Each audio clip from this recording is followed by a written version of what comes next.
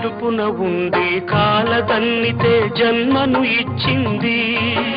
కాళ్ళ మీద పడి తల్లి అంటే కాదు పొమ్మంది.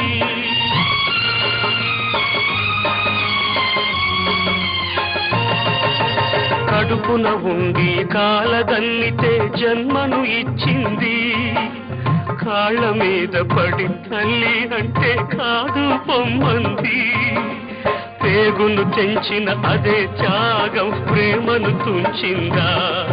అది అంతరాత్మనే నులిమేసిందా? ఇక సత్యమన్నదే కరువవుతుందా? ఇక సత్యమన్నదే కరువవుతుందా? కాశీ విశ్వనాథ